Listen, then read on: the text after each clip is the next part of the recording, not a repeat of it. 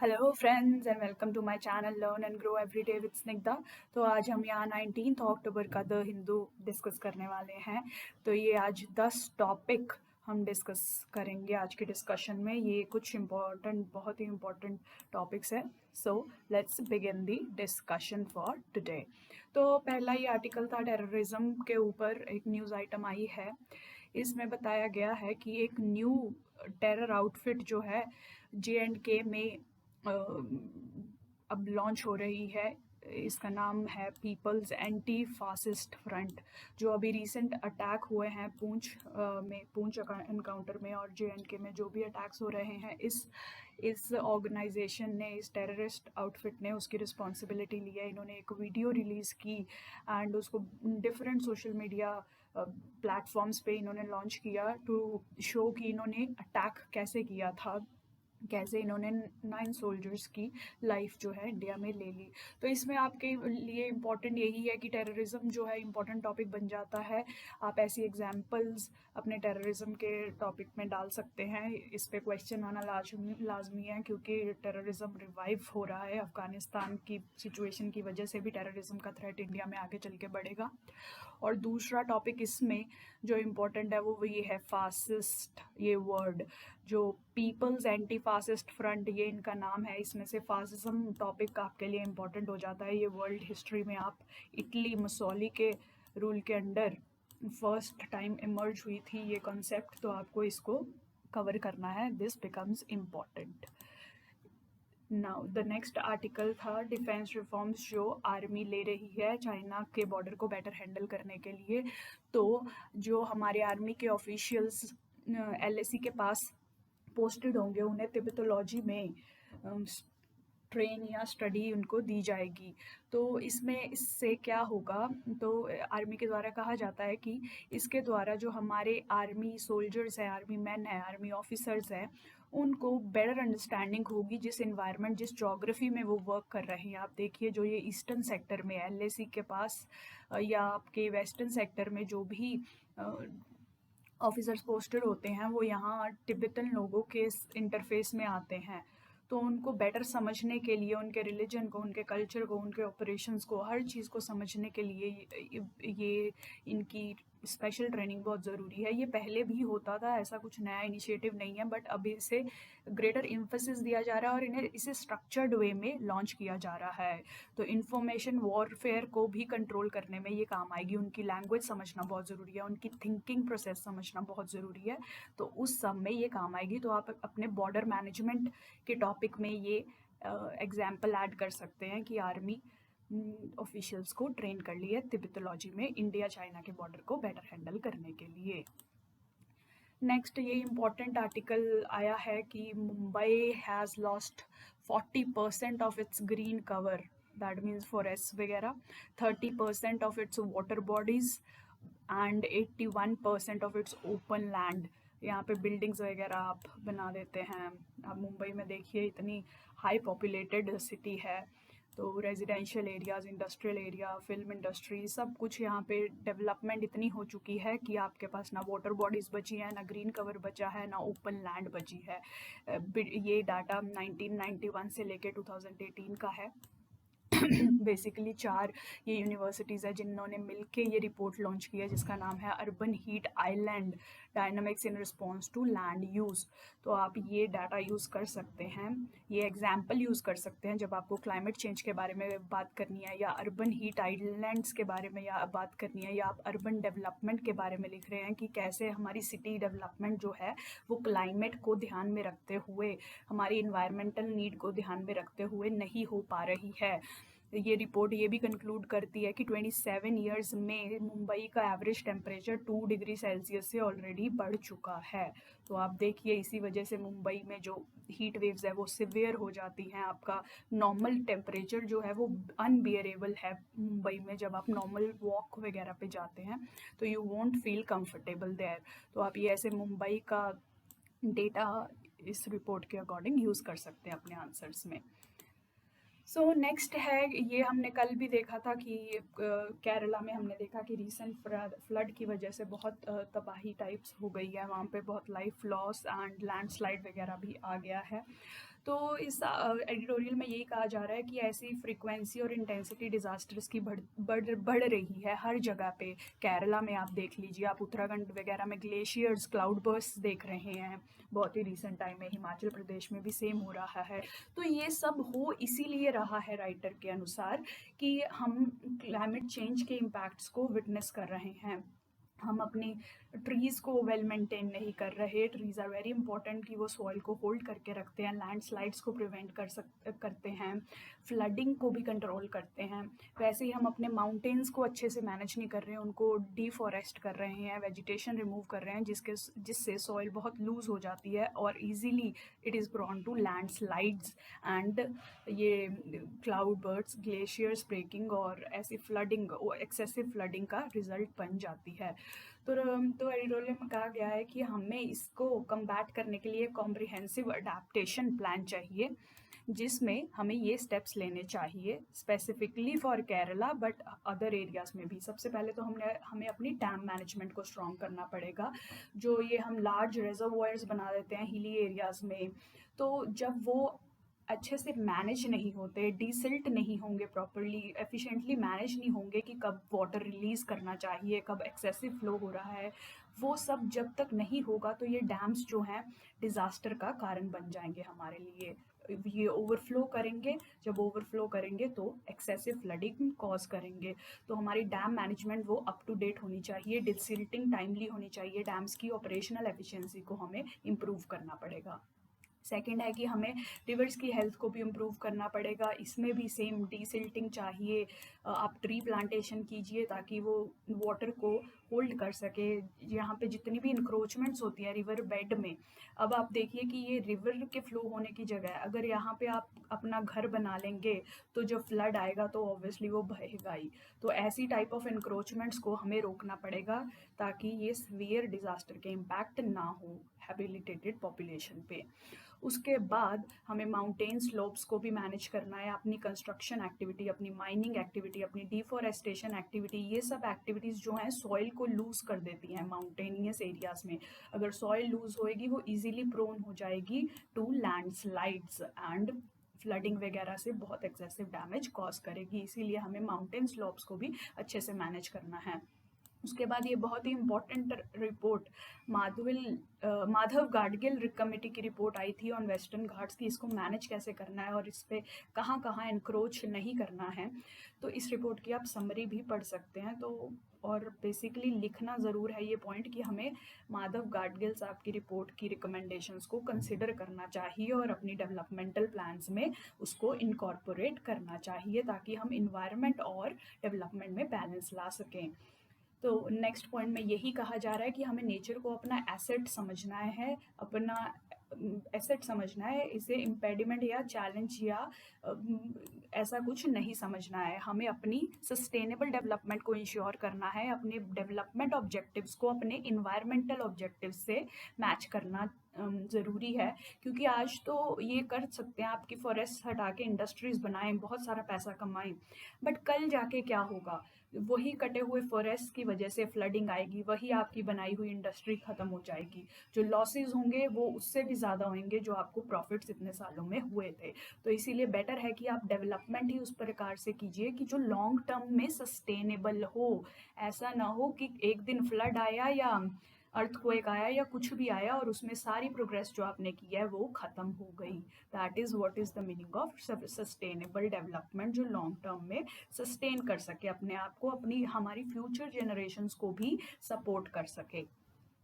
And finally and सबसे important plan point यही है कि हमें हर एरिया की हैज़ार्ड मैपिंग करनी चाहिए। देखिए आप पूरा इंडिया देखिए, डिफरेंट टाइप्स ऑफ डिज़ास्टर्स को प्रोन है। केरला में फ्लडिंग बहुत होती है, उड़ीसा में साइक्लोन्स की वजह से बहुत डिज़ास्टर आता है, मुंबई में भी फ्लडिंग होती है, राजस्थान वगैरह में ड्रॉट्स आ सकते हैं, उत्तराखंड वगैरह में ग्लेशियल आउटबर्स्ट वगैरह हो सकते हैं। तो ऐसे ही हमें हर सिटी, स्टेट, डिस्ट्रिक्ट की हैज़ार्ड मैपिंग करनी है, हैज़ार्ड जोन्स बनाने हैं कि वहाँ क्या क्या डिज़ास्टर्स जो हैं वो प्रोन हैं, उसके हिसाब से ही हमें सारे डिसीजन लेने हैं कि उस एरिया में आप लैंड यूज़ कैसे करेंगे, इंडस्ट्री कहाँ कहाँ सेटअप करेंगे और कहाँ नहीं सेटअप करेंगे, आप वाटर के रिसोर्सेज को कैसे मैनेज करेंगे। तो जब आपके पास ये जोन्स मैप्ड होंगी तो आप एडिक्वेट डिसीजंस ले पाएंगे। इसे ही कहते हैं एविडेंस बेस्ड पॉलिसी मेकिंग, जो कि बहुत इंपॉर्टेंट पार्ट है आपकी एडमिनिस्ट्रेशन का।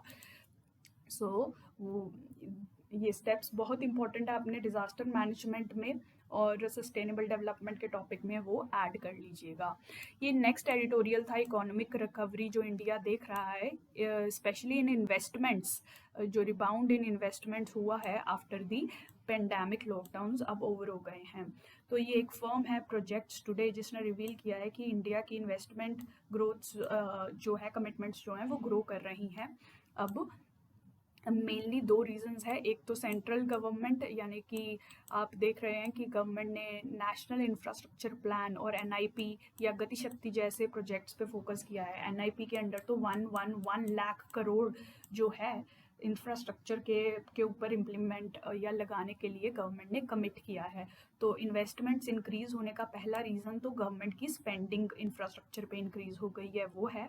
सेकंड है कि प्राइवेट कैपिटल भी, जो कि बहुत इंपॉर्टेंट पार्ट होता है किसी भी डेवलपमेंट इकोनॉमी का, प्राइवेट कैपिटल भी जो है वो इंक्रीज हो रही है। आप देखिए कि 4.87 लाख करोड़ जो हैं वो प्राइवेट कैपिटल से ही आए हैं। तो गवर्नमेंट की जो स्कीम्स वगैरह हैं, PLI जो बेसिक स्कीम आत्मनिर्भर भारत में गवर्नमेंट ने हमारी ने लॉन्च की थी, ये बहुत ही अच्छी स्कीम साबित हो सकती है। जो चाइना से बिजनेसेस निकल रहे हैं वो वियतनाम, कंबोडिया, बांग्लादेश एटसेट्रा जाने से अच्छा इंडिया को प्रेफर करें, ये उसके लिए मैन्युफैक्चरिंग सेक्टर में ये स्कीम लॉन्च की गई है। ये बहुत ही अच्छा इनिशिएटिव है, एडिटोरियल कहता है। तो ऐसे इसको सक्सेस बनाने के लिए हमें इंश्योर करना है कि हम इसकी स्पीडी इम्प्लीमेंटेशन करें और ज़्यादा इन्वेस्टमेंट्स जो हैं इंडियन इकोनॉमी में अट्रैक्ट करें। बाकी और भी जो गवर्नमेंट ने मेजर्स लिए हैं वो बहुत काइंड ऑफ हमें पे बैक करेंगे। एयर इंडिया को टाटा ग्रुप को बेच दिया गया है, जिससे जो लॉसेस हैं उसके एग्रीगेट वो कम हो पाएंगे। उसके बाद टेलीकॉम सेक्टर में भी रिफॉर्म्स लाने की कोशिश कर रही है गवर्नमेंट। टेलीकॉम सेक्टर हमारा बहुत ही कॉम्पिटिटिव और tariff warfare kind of stuff से गुजर रहा है। स्पेक्ट्रम प्राइसेस भी बहुत हाई है, स्पेक्ट्रम अवेलेबिलिटी लो है। तो उन सब चीज़ों को भी टैकल करने के लिए टेलीकॉम सेक्टर में गवर्नमेंट जो है एफर्ट कर रही है। और उसके बाद रेट्रोस्पेक्टिव टैक्सेशन, आपने अभी लेटेस्ट देखा होगा कैरेन केस, कैरेन एनर्जी, और उससे पहले आपने वोडाफोन के केस में देखा होगा। इन दोनों में ये दोनों रेट्रोस्पेक्टिव टैक्सेशन, बैक डेट में जाके जो आप टैक्सेशन लगा देते हैं उससे बेस थे। इन दो केसेस से लर्न करके अब गवर्नमेंट ने ये डिसाइड किया है वो कभी भी रेट्रोस्पेक्टिव टैक्सेशन में नहीं घुसेगी। तो ये भी बिजनेस फ्रेंडली मेजर है। ये सब मेजर्स इंडिया को अट्रैक्टिव इन्वेस्टमेंट डेस्टिनेशन बनाएंगे और आगे चल के इंडिया की डेवलपमेंट में हेल्प करेंगे। तो ऐसे आप ये मेंशन कर सकते हैं कि गवर्नमेंट ने ये स्टेप्स लिए हैं इंडिया में इन्वेस्टमेंट्स प्रमोट करने के लिए, या आगे चल के गवर्नमेंट क्या कर सकती है। आप इस आर्टिकल से वो आइडियाज़ ले सकते हैं। अब ये नेक्स्ट आर्टिकल था इंडियन फॉरेन पॉलिसी पे। ये बहुत इंपॉर्टेंट और अच्छा आर्टिकल है। आप इंडियन फॉरेन पॉलिसी पे भी कोई क्वेश्चन आए तो इस आर्टिकल में से पॉइंट्स यूज़ कर सकते हैं। तो ये क्या हुआ है कि सेंटर फॉर पॉलिसी रिसर्च, ये एक थिंक टैंक है इंडिया में। तो ये सेंटर फॉर पॉलिसी रिसर्च ने एक फॉरेन पॉलिसी और डिफेंस पॉलिसीज़ पे डॉक्यूमेंट लॉन्च किया है जिसका नाम है India's path to power, strategy in a world adrift. तो ये 8 स्ट्रैटेजिक थिंकर्स ने ये डॉक्यूमेंट जो है लॉन्च किया है गवर्नमेंट को फॉरेन पॉलिसी के फील्ड में आगे चल के गाइड करने के लिए। सो सबसे इम्पॉर्टेंट पॉइंट इस रिपोर्ट का जो इस आर्टिकल में मेंशन्ड है वो ये है कि इंडिया की वर्ल्ड में पावर है उसकी सॉफ्ट पावर, उसकी इमेज, जो कि 4 पिलर्स पे रेस्ट करती है। That is economic growth, inclusive society, political democracy and liberal constitutional order. तो ये 4 जो हैं वो इंडिया की फॉरेन पॉलिसी के हॉलमार्क्स हैं। इंडिया को रिकॉग्नाइज़ किया जाता है इन 4 चीज़ों में सक्सेस पाने के लिए। तो इसीलिए ये रिपोर्ट कहती है कि इंडिया को फोकस करते रहना चाहिए कि इन चारों में से कोई भी पिलर जो है हमारा वीकर ना हो हमारी डोमेस्टिक पॉलिटिक्स की वजह से। इसीलिए इंडिया को कॉन्शियस पॉलिटिकल एफर्ट करना पड़ेगा कि इन चारों पिलर्स को वो स्ट्रॉन्ग रखे अपनी डोमेस्टिक पॉलिटिक्स की वजह से, पॉपुलिस्ट पॉलिटिक्स की वजह से या किसी भी कारण की वजह से इन 4 पिलर्स को वीक होने नहीं दिया जा सकता। इकोनॉमिक ग्रोथ रहनी चाहिए, हर सेक्शन ऑफ सोसाइटी को इंक्लूड करना चाहिए, रिलीजियस बेसिस पे या जो भी है, आप कोई भी डिवाइड्स प्रमोट नहीं करेंगे इंडियन सोसाइटी में। आप डेमोक्रेसी को अपहोल्ड करेंगे, प्रेस फ्रीडम, लोगों की बोलने की फ्रीडम ऑफ स्पीच, ये सब को अपहोल्ड कीजिए। उसके बाद कॉन्स्टिट्यूशन के अकॉर्डिंग वर्क करनी चाहिए हमारी इंडियन कंट्री। अगर हम ये 4 चीज़ें इंश्योर कर पाते हैं तो वर्ल्ड में हमारी जो रिकॉग्नाइजेशन है, हमारी वर्ल्ड पावर है, वो बढ़ेगी आगे चलकर, otherwise it will weaken. Next point जो रिपोर्ट में कहा गया है कि इंडियन फॉरेन पॉलिसी को ग्लोबलाइजेशन में टर्न बैक नहीं करना चाहिए, ग्लोबलाइजेशन को सपोर्ट और प्रमोट करना चाहिए। इसके पर्सपेक्टिव में हमें रीजनल जो कोऑपरेशंस हैं उनको भी प्रमोट करना चाहिए, लाइक सार्क रीजनल ग्रुपिंग है जो साउथ एशियन कंट्रीज़ की। उसके बाद आरसेप जो था, इसमें इंडिया ने ज्वाइन नहीं किया है बिकॉज ऑफ इंडिया ने बहुत सारे रीजंस दिए हैं, बट ये रिपोर्ट कहती है कि हमें ट्राई करना चाहिए हम कैसे इस ग्रुपिंग में ऐड हो सकते हैं।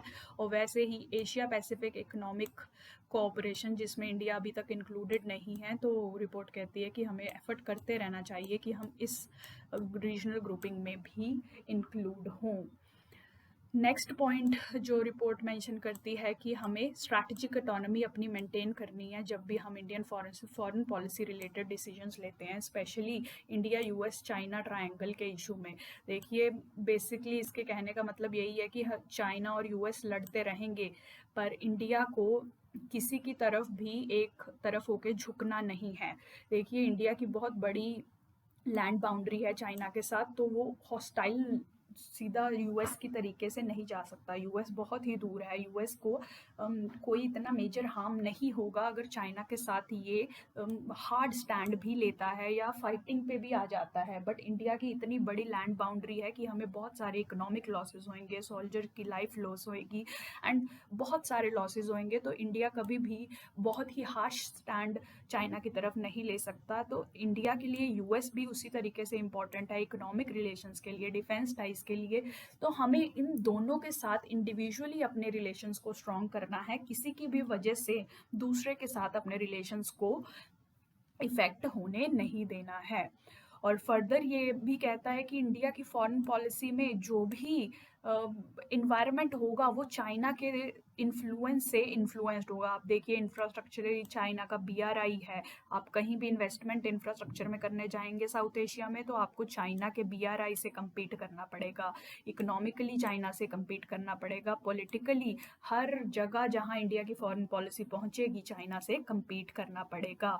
तो इस बैकग्राउंड में इंडिया को चाहिए कि चाइना के साथ combination of engagement and competition रखे। जहाँ जहाँ हम दोनों के इंटरेस्ट कन्वर्ज होते हैं वहाँ हम एंगेज करें, जहाँ जहाँ हम हमारे कंपटीशन में आते हैं वहाँ कॉम्पीट करें। जैसे हम ट्रेड में दोनों एंगेज कर सकते हैं या इंटरनेशनल ऑर्गेनाइजेशंस में जैसे कि सोलर को प्रमोट करने के लिए एक्सेट्रा, वहाँ हम एंगेज या कोऑपरेट कर सकते हैं एक दूसरे के साथ। बट जैसे अब इंफ्रास्ट्रक्चर में इन्वेस्टमेंट्स आई या ट्रेड इन साउथ एशिया की बात आई, वहाँ हमें कंपटीशन का जो है स्पिरिट चाइना के साथ रखनी है। तो एंगेजमेंट एंड कंपटीशन या कोऑपरेशन और कंपटीशन दोनों चाइना के साथ रिलेशंस रखते हुए इंडिया को ध्यान में रखने हैं।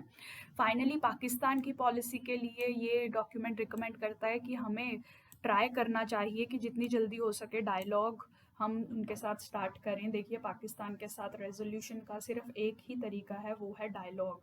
क्योंकि वो न्यूक्लियरी पावर्ड स्टेट है, तो आप उसके साथ वॉर में या वही हार्ड स्टैंड नहीं ले सकते। तो रास्ता एक ही है, डायलॉग। तो कोशिश की जाए कि जल्दी से जल्दी डायलॉग किया जाए, ट्रेड और ट्रांसपोर्ट को रिवाइव किया जाए।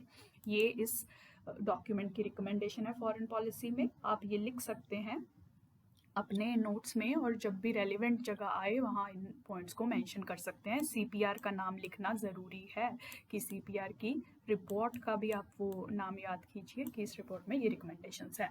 नेक्स्ट, ये हमारा टॉपिक लाइव स्टॉक इकोनॉमी पे है। ये बहुत ही इंपॉर्टेंट आर्टिकल है जीएस 3 पॉइंट ऑफ पर्सपेक्टिव से। ब्लू इकोनॉमी वगैरह पे क्वेश्चंस ऑलरेडी पूछे जा चुके हैं। लाइव स्टॉक इकोनॉमी बहुत ही पोटेंशियल एरिया है, इस पे क्वेश्चंस कभी भी यूपीएससी पूछ सकता है। तो पहले तो इस सेक्टर का स्केल देख लेते हैं। तो इंडिया में अप्रॉक्सीमेटली 200 मिलियन इंडियंस जो हैं वो लाइव स्टॉक फार्मिंग में इन्वॉल्व हैं। आप देखिए कितना इंपॉर्टेंस है। लाइव स्टॉक यार सब कुछ इंक्लूड करता है, डेयरी फार्मिंग, पोल्ट्री, चिकन वगैरह जो मैनेज करते हैं, पिगरी, शीप, गोट, ये सब लाइव स्टॉक जो आप सोच सकते हैं वो सब इस लाइव स्टॉक इकोनॉमी में इंक्लूड होता है। तो 200 मिलियन इंडियंस जो हैं लाइव स्टॉक फार्मिंग में इंक्लूडेड हैं। उसमें से 100 मिलियन तो डेयरी फार्मिंग में ही इन्वॉल्व हैं। तो अब ये सेक्टर क्या क्या इश्यूज फेस करता है, देखिए इस सेक्टर के बहुत ज़्यादा इश्यूज हैं। इस आर्टिकल में सिर्फ ये 2 मेंशन किए गए हैं। आप जैसे और पॉइंट्स आते गए ऐड करते रहिएगा। अभी के लिए ये 2 पॉइंट्स कंसिडर कीजिए। इंडिया की बोवाइन यानी कि बफलो वगैरह जो कैटल्स वगैरह होते हैं, इनकी प्रोडक्टिविटी बहुत लो है, कि ये बहुत कम दूध या जो भी इनके प्रोडक्ट्स होते हैं वो देते हैं। रफली 80% of bovine in country are low on productivity. अब देखिए मैं एग्जांपल देती हूँ कि एक जो यूएस वगैरह में 10 टाइम्स होगी प्रोडक्टिविटी हमारी बफलोज वगैरह को कंपेयर करते हुए। तो इसका ये भी है कि 80% जो हमारी बोवाइन पॉपुलेशन है वो स्मॉल एंड मार्जिनल फार्मर्स द्वारा रियर किए जाते हैं। तो इन फार्मर्स के पास इतनी कैपिटल या इतना पैसा नहीं होता कि ये उन्हें एडुकेटली फीड कर सकें। एंड फीड तो बहुत इंपॉर्टेंट है, अगर कैटल जो है कुछ खाएगा तभी वो कुछ प्रोड्यूस कर पाएगा। इसीलिए इसी वजह से इंडिया की कैटल की प्रोडक्टिविटी बहुत लो है, क्योंकि मेजरली कैटल फार्मिंग जो है स्मॉल फार्मर करता है जिसके पास इतना पैसा नहीं होता। दूसरा इशू इस सेक्टर का है कि ये बहुत ही हाईली फ्रेगमेंटेड है, जिससे फॉरवर्ड बैकवर्ड लिंकेजेस मेंटेन करना बहुत मुश्किल हो जाता है। उसके बाद इस आर्टिकल में गवर्नमेंट मेजर्स जो वो एक्सटेंसिवली डिस्कस किए गए हैं, आपको इतनी डिटेल में जाने की ज़रूरत नहीं है, पर जो मेजर पॉइंट्स हैं आप वो लिख के रखिए कि लाइव स्टॉक इकोनॉमी को प्रमोट करने के लिए गवर्नमेंट ने ऐसे कुछ मेजर्स लिए हैं। राष्ट्रीय गोकुल मिशन लॉन्च किया गया था 2014 में। बेसिकली कैटल की प्रोडक्टिविटी को इम्प्रूव करने के लिए उनमें जीएम जेनेटिक अपग्रेडेशन की जाती है। जैसे कि आप यूएस की किसी बफलो का जो हाई प्रोडक्टिविटी बफलो है उसका जीन जेनेटिक मटेरियल लेके अपने इंडियन ब्रीड में डाल दीजिए। इसे कहते हैं आर्टिफिशियल इंसेमिनेशन वगैरह, इन विट्रो फर्टिलाइजेशन, ये सब यूज़ करके आप अपने कैटल की जो प्रोडक्टिविटी इंक्रीज करेंगे अंडर राष्ट्रीय गोकुल मिशन। उसके बाद रिवाइज्ड राष्ट्रीय गोकुल मिशन और नेशनल लाइव स्टॉक मिशन के अंडर गवर्नमेंट जो है वो कैटल एंटरप्रेन्योरशिप जो है प्रमोट करना चाह रही है, कि एंटरप्रेन्योर्स आएँ और कैटल, पोल्ट्री, शीप, गोट, इन सब सेक्टर्स में एक तो ब्रीड को इम्प्रूव करें, ब्रीड की प्रोडक्शन को इम्प्रूव करें, उसके बाद इनकी ट्रेड, इनके प्रोडक्ट्स को इम्प्रूव करें। तो बेसिकली लाइव स्टॉक एंटरप्रेन्योरशिप जो है प्रमोट की जा रही है नेशनल लाइव स्टॉक मिशन के अंडर। थर्ड इनिशिएटिव जो लिया गया है वो है ये वेब एप्लीकेशन ई गोपाला, जिसमें रियल टाइम इन्फॉर्मेशन दी जाएगी लाइव स्टॉक पे फार्मर्स को। तो ये भी हेल्प करेगी लाइव स्टॉक इकोनॉमी में। एंड फाइनली ये आत्मनिर्भर भारत पैकेज के under animal husbandry infrastructure development fund AHIDF जो है सेटअप किया गया था 15,000 करोड़ का, निर्मला सीतारमन जी के द्वारा, हमारी फाइनेंस मिनिस्टर हैं। तो ये भी बहुत इंपॉर्टेंट इनिशिएटिव है लाइव स्टॉक इकोनॉमी के सेक्टर में। ये प्लीज़ आप कुछ पॉइंट्स लिख लीजिए, जैसे और आते रहेंगे हम और ऐड करते रहेंगे। उसके बाद है इंडिया इजराइल रिलेशंस, हम कल भी डिस्कस कर चुके हैं basics of India Israel relations. अब एस जयशंकर साहब इजराइल में गए हुए हैं तो कुछ कंक्लूजन्स आई हैं उस विज़िट के। तो फर्स्ट है कि इंडिया इजराइल ट्राई करेंगे कि अपना फ्री ट्रेड अग्रीमेंट जो है जल्द से जल्द उसको उस पे नेगोशिएशंस जो हैं दोबारा रिज्यूम की जाएँ और फ्री ट्रेड एग्रीमेंट दोनों के बीच में एस्टैब्लिश किया जाए। दूसरा इम्पॉर्टेंट इनिशिएटिव हुआ था ये वर्चुअल क्वाड मीटिंग। ये सेकंड टाइप ऑफ क्वाड है, एक इंडो पैसिफिक वाला क्वाड है। यहाँ पे क्वाड इन 4 कंट्रीज़ को सिग्निफाई करता है, India, Israel, US and UAE. इन चारों के बीच में टॉक्स हुई हैं अपने कन्वर्जिंग इंटरेस्ट को ध्यान में रखते हुए। उसके बाद इजराइल ने अनाउंस किया है कि ये इंटरनेशनल सोलर अलायंस को ज्वाइन करेगा। इंटरनेशनल सोलर अलायंस इंडिया के लिए बहुत इंपॉर्टेंट है क्योंकि ये इंडिया लेड ही एक इंटरनेशनल एफर्ट है। जैसे कि योगा डे 21 जून को इंडिया की वजह से ही इंट्रोड्यूस हुआ है, वैसे ही ISA भी इंडिया और फ्रांस की लीडरशिप के अंडर ही डेवलप हो रहा है। तो ये दोनों ही इंडिया के लिए बहुत इंपॉर्टेंट इंटरनेशनल इनिशिएटिव्स है और अगर इसराइल इसको ज्वाइन कर रहा है तो मतलब हमारी पार्टनरशिप जो है स्ट्रेंथन होगी। उसके बाद इसराइल ने डिक्लेयर किया है कि कोविशील्ड जिसको लगी है इंडियन को, उसको ये अलाउ करेंगे, बट अभी कोवैक्सीन पे डिसीजन आना बाकी है। ये इंडिया इसराइल के नोट्स में आप लिख लीजिए। उसके बाद ये जुडिशियल एक्टिविज़म और जुडिशियल ओवररीच बहुत ही इम्पॉर्टेंट आर्टिकल और बहुत ही इम्पॉर्टेंट कीवर्ड जो इस आर्टिकल में आया है। तो बेसिकली सेंटर गवर्नमेंट ने ट्राइब्यूनल रिफॉर्म्स एक्ट पास किया था ट्राइब्यूनल में कुछ रिफॉर्म्स लाने के लिए, बट इस एक्ट को जो है जयराम रमेश साहब जो कि ऑपोजिशन पार्टी के मेंबर हैं उन्होंने कोर्ट में चैलेंज किया है इसकी प्रोविजंस को। तो इस चैलेंज को जो है जुडिशरी ने कंसिडर कर लिया है कि इस केस को वो अलाउ कर रहे हैं। तो उसी के रिस्पॉन्स में सेंटर कह रही है कि आप जुडिशरी, आप सुपर लेजिस्लेचर की तरह एक्ट नहीं कर सकते। लॉज बनाना हमारा यानी कि पार्लियामेंट का एरिया है, आप सेपरेशन ऑफ पावर को ब्रेक नहीं कर सकते, आपका एरिया लॉ बनाना नहीं है, तो आप सुपर लेजिस्लेचर की तरह ना एक्ट करें। तो ये कीवर्ड है जो रूजवेल्ट USA के फॉर्मर प्रेसिडेंट जो रह चुके हैं उन्होंने ये फर्स्ट टाइम यूज़ किया था। तो सुपर लेजिस्लेचर आप जुडिशियल एक्टिविज़म और जुडिशियल ओवररीच के टॉपिक में यूज़ कर सकते हैं। देखिए, आप जुडिशरी की इंटरवेंशन को एक्टिविज़म की तरह देखते हैं इस केस में या ओवररीच की तरह, वो आप पे डिपेंड करता है। आपको रिफॉर्म्स एक्ट देखनी पड़ेंगी, उसमें प्रॉब्लम्स क्या है जिसकी वजह से इन्होंने चैलेंज किया है वो देखना पड़ेगा। बट ये आप कीवर्ड सुपर लेजिस्लेचर इस टॉपिक में यूज़ कर सकते हैं और कीजिएगा टू गेट एक्स्ट्रा मार्क्स। और फाइनल ये टॉपिक है हमारा कि आप देखिए प्राइम मिनिस्टर मोदी ने कुशीनगर इंटरनेशनल एयरपोर्ट को यूपी में ओपन किया है अब रिसेंटली। तो इसका सिग्निफिकेंस क्या है? बेसिकली इस एयरपोर्ट को बनाया जा रहा है ताकि ये हमारी बुद्धिस्ट डोमिनेंट कंट्रीज़ जो हैं यानी कि Sri Lanka, Japan, Taiwan, south Korea, China etcetera, यहाँ से टूरिस्ट जो हैं इजीली इंडिया में आ सके। और इंडिया जैसे कि आप मालूम ही है बुद्धिज़्म का बर्थ प्लेस है, तो इसी वजह से कुशीनगर में ये इंटरनेशनल एयरपोर्ट बनाया गया है जो कि बुद्धिस्ट सर्किट जो गवर्नमेंट ने लॉन्च किया है उसमें टूरिस्ट को पिलग्रिम्स को इनवाइट करेगा। तो जैसे कि आप जानते ही हैं ये 4 मेजर बुद्धिज़्म की साइट्स हैं। लुम्बिनी नेपाल इंडिया बॉर्डर पे हैं जहाँ पे बुद्धा का बर्थ हुआ था। सारनाथ उनका फर्स्ट सरमन था। गया में उनको एनलाइटमेंट मिली थी अंडर द बोधि ट्री। और कुशीनगर में उनकी डेथ या परिनिर्वाणा या साल्वेशन उनको मिली थी। तो ये चारों साइट्स बुद्धिस्ट सर्किट में इंक्लूड हैं और कुशीनगर पे एयरपोर्ट बना दिया गया है ताकि यहाँ के लोग बुद्धिस्ट कंट्रीज़ के लोग यहाँ पे विजिट कर सकें। तो ये हमारी कल्चरल और रिलीजियस डिप्लोमेसी का एग्जाम्पल है, हमारी सॉफ्ट पावर का एग्जाम्पल है, सॉफ्ट डिप्लोमेसी का एग्जाम्पल है। People to people ties strong करने में ये बहुत हेल्प करेगा। तो जब भी आप इन कंट्रीज़ के साथ इंडिया के रिलेशन मेंशन करते हैं तो वहाँ पे आप ये कुशीनगर इंटरनेशनल एयरपोर्ट और बुद्धिस्ट सर्किट की एग्जाम्पल लिख सकते हैं कि इंडिया अपने रिलेशनशिप्स इम्प्रूव करने के लिए अपनी कल्चरल और रिलीजियस डिप्लोमेसी को प्रमोट कर रहा है। इस पर्टिकुलर इवेंट के दौरान श्रीलंका के कुछ मेंबर्स और मंक्स वगैरह जो बुद्धिस्ट मंक्स है वो यहाँ पे इनवाइट किए गए थे। तो बेसिकली फ़र्स्ट फ़्लाइट जो जा रही है यहाँ से वो श्रीलंका ही जा रही है। तो श्रीलंका भी एक बुद्धिस्ट डोमिनेंट कंट्री है। तो इसके द्वारा, इस इनिशिएटिव के द्वारा इंडिया श्रीलंका के साथ भी अपने टाइज जो हैं स्ट्रेंथन करने की कोशिश कर रही है, जहाँ पे चाइना का इन्फ्लुएंस जो बहुत बढ़ रहा है। आप देख ही रहे हैं कि हम्बंतोता पोर्ट चाइना ने एक्वायर कर लिया है श्रीलंका की करंट लीडरशिप के साथ भी चाइना के बहुत रोबस्ट रिलेशनशिप है।